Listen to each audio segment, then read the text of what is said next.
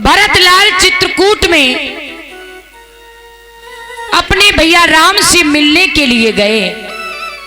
सभी माताएं भी गई थीं। माता कौशल्या और मैया सुमित्रा ने सफेद रंग की साड़ी पहन रखी है, लेकिन कैकेयी ने काली साड़ी को धारण कर रखा है। क्यों? प्रभु राम ने पूछा, भैया भरत, क्या मेरी मैया कैकेयी नहीं आई मुझसे मिलने? भरत भैया ने कहा, आई तो है, मुझे पता नहीं कहां है। राम जी किसी से नहीं मिले, बस नजरें अगर ढूंढ रही थी तो अपनी माता कैकेयी को ढूंढ रही थी। नजर पड़ी तो देखा एक पेड़ की आड़ में माता कैकेयी लंबा सा घूंघट किए हुए खड़ी हैं। राम जी गए, मैया ने और लंबा घूंघट कर लिया। राम ने कहा, मैया ये क्या? क्या एक माता अपने पुत्र से पर्दा करती है? मैया कैकेयी रोकर कहने लगी, लाल, ये मुख दिखाने के काबिल नहीं। मैं कलंकिन हूं, पापन हूं, मेरे कारण तुझे वन में आना पड़ा। राम जी कहने लगे, मां, ये आप भी जानती हो और मैं भी जानता हूं कि मैं वन में क्यों आया हूं, और ये सत्य है। माता कैकेयी राम से बहुत ज्यादा प्रेम करती थी। जब राम का राज्याभिषेक होने जा रहा था, चारों तरफ खुशी मनाई जा रही थी, घी के चराग जलाए जा रहे थे, पर राम कहीं ना कहीं बड़े परेशान थे।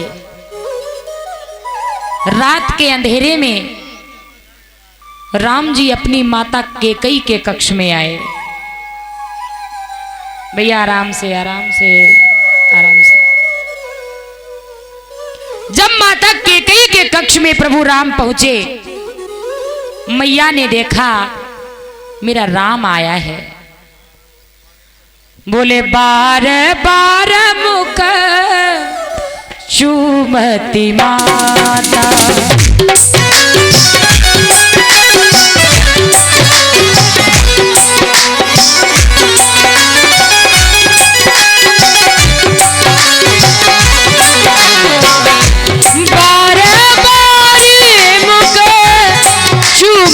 माता नयन ने चलू पुलकित गाता।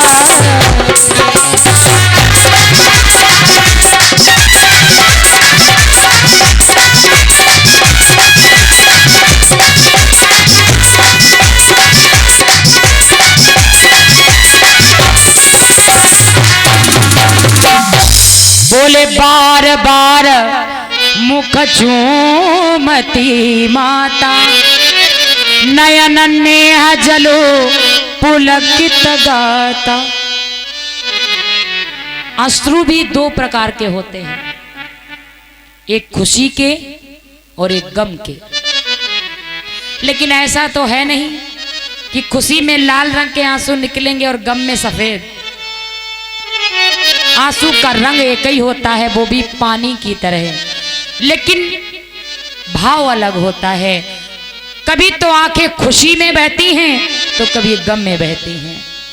राम को देखा, बार बार मुख चूमती माता, नयन नेह जलू पुलकित गाता। स्नेह का जल आंखों में भरा हुआ है। मैया ने अपने राम को हृदय से लगा लिया। लाला, तू इतनी रात में मेरे पास आया, जरूर कोई बात होगी, आजा। अगर कोई काम था तो मुझे बता देता, मैं चली आती। राम ने कहा, नहीं मां, बेटा तेरा तो आज उपवास भी होगा। राम ने कहा, हाँ है तो बेटा कुछ जाकर के मीठा खा ले। तात जाऊ बलि बेगी नहाऊ, जो मन भाव मधुर कछु खाओ। कुछ मीठा खा लो, भूखा होगा तू। राम ने कहा मैया मैं आपसे कुछ मांगने आया हूं। मैया ने कहा लाला तुझे मांगने की जरूरत नहीं, एक बार कहकर तो देख। राम ने कहा मां जो मैं मांगना चाहता हूं मैं जानता हूं सिर्फ आप दे सकती हो। मैं चाहता तो मैया कौशल्या के पास भी जाता, मैया सुमित्रा के पास भी जा सकता था, लेकिन मैं सिर्फ तुम्हारे पास आया हूं। मैया आपको पता है मेरा राज तिलक होने वाला है। मैया कैकेयी ने कहा हाँ मुझे मालूम हुआ, बड़ी खुशी की बात है। और लाला सच्चाई तो यही है कि राज्य का अधिकारी बड़ा बेटा ही होना चाहिए। मैं बहुत खुश हूं। राम ने कहा मैं खुश नहीं हूं। क्यों, कोई बात है? राम ने कहा हाँ मां बहुत बड़ी बात है। मैया तू मेरे लिए एक काम करेगी? मैया ने कहा एक नहीं हजारों काम, तू कहकर तो देख एक बार। राम ने कहा मां जो करने को मैं आपसे कहूंगा ना वो करने से आपको कलंक लग जाएगा। लोग आपको जाने क्या क्या नहीं कह देंगे, आपको कलंक भी लग सकता है। मैया कैकेयी ने कहा अगर तेरा भला उस बात में छुपा है तो एक कलंक नहीं तेरे लिए ऐसे हजारों कलंक मैं लेने को तैयार हूं।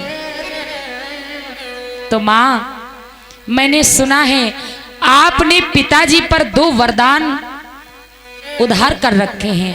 मैया ने कहा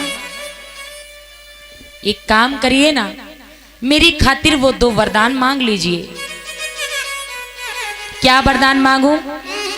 इतना मांगना कि बन जाए भरत राजा तेरा ये राम बन जाए। मांग लो ये वरदान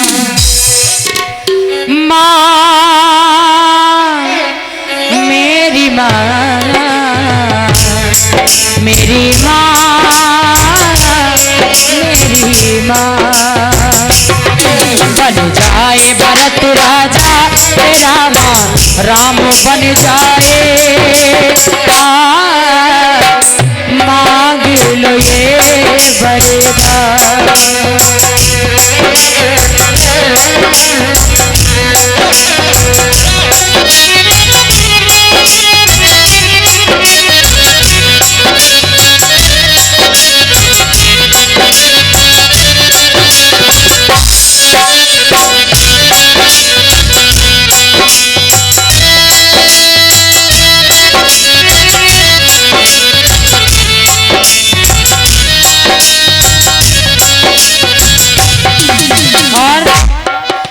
सब कहते दुनिया में माँ सबसे बढ़कर है। सब कहते दुनिया में माँ सबसे बढ़कर है।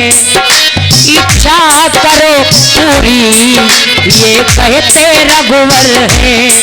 ये इच्छा करो पूरी ये कहते रघुवर है। ऐसा होगा तो खुशी के माँ बरस बन जाए।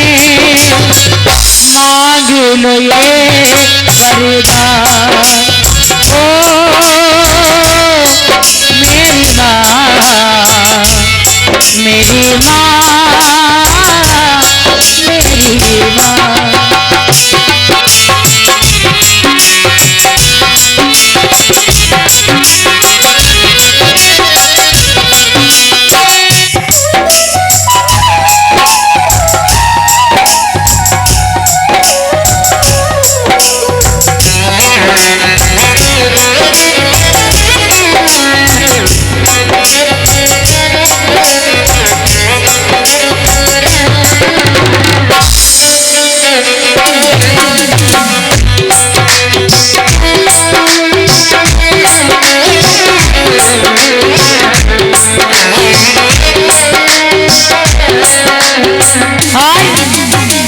माँ, जब ये वरदान आप पिता से मांगोगी ना तो कुल की कलंकिन तू कहलाएगी मैया।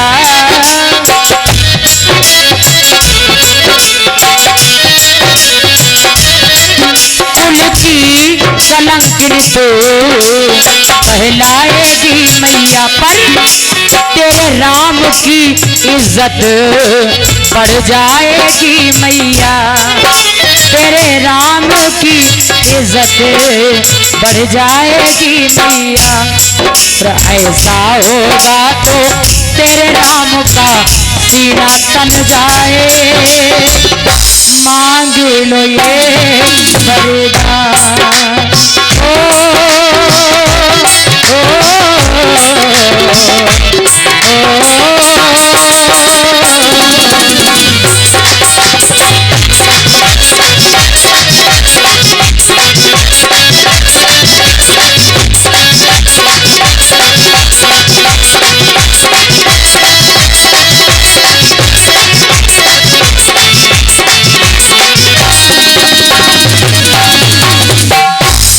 राम कहने लगे मां, तुम्हें कलंक लग जाएगा। राम के कहने पर माता कैकेयी ने वरदान मांगे। जानते हैं, राम ने कहा मां, तुम्हें कलंक लगेगा, लेकिन जब तक मेरे तन में श्वास रहेगी मैं आपकी पूजा करता रहूंगा। अगर मैं राज का भोग करूंगा तो जिस कारण मैंने अवतार लिया है वो कार्य कौन करेगा। मैं भूमि का भार हरण करने आया हूं। जब मैं ऐसे काम करूंगा लोग मेरी पूजा करेंगे, लेकिन जब तक मैं जिंदा हूं मैं तुम्हारी पूजा करूंगा। क्योंकि मैया अब देता हूं मैया वरदान में दूजा, और कली काल में तेरी जन जन करें पूजा। पथवारी नाम कैकेयी मां तू कहलाए जग में। मांग लो ये वरदान। लोग मेरी पूजा करेंगे, लेकिन कलयुग में लोग तुम्हारी पूजा करेंगे। माता कैकेयी ही पथवारी बनी है। कह दो पथवारी मैया की। बहुत सुंदर मंदिर पथवारी माँ के कासगंज में भी बहुत प्यारा मंदिर पथवारी मैया का बना है। बदायूं में बहुत विशाल मंदिर माँ पथवारी का है। ये पथवारी माँ कैकेयी ही बनी है। राम के कहने पर माता कैकेयी ने राम के लिए वनवास और भरत के लिए राज्य मांगा। आज मैया कैकेयी कहने लगी, राम मांगा तो मैंने तुम्हारे कहने पर था वरदान, लेकिन लोग मुझे कलंकिन कहते हैं। राम ने कहा, क्यों चिंता करती हो। मैया कहने लगी, लोग ये भी कहते हैं कि अगर तू मेरा पुत्र होता, तू मेरा सौतेला पुत्र है ना। लोग नहीं जानते कि मैं तुझसे कितना प्रेम करती हूँ। लोग ये कहते हैं कि तू मेरा सौतेला पुत्र था, मैं तेरी सगी माँ नहीं थी, मैंने तुझे जन्म नहीं दिया था, इसलिए मैंने तुझे वनवास दे दिया। राम ने कहा, अगर ऐसा है तो ये भी इच्छा मैं तुम्हारी पूरी कर दूंगा। अगले अवतार में, अगले युग में, द्वापर में मैं तुम्हारा पुत्र बनकर के जन्म लूंगा, लेकिन क्षमा करना, मैं दूध मैया कौशल्या का ही पीऊंगा। इसलिए माता कैकेयी देवकी बनी और यशोदा बनी मैया कौशल्या। और भगवान ने कहा, मैया कि तेरे उदर में आके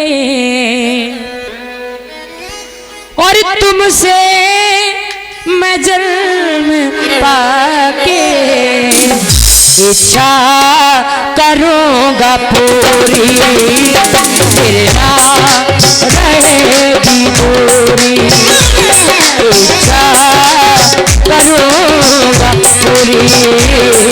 फिर ना रहेगी दूरी।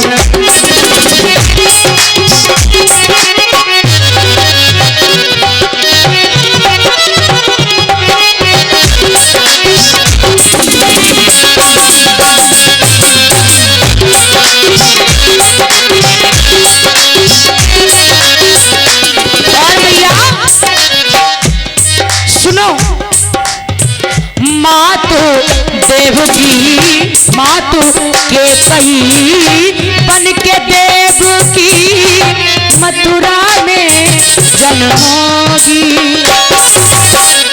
मातु के कई बन के देव की मथुरा में जन्मोगी।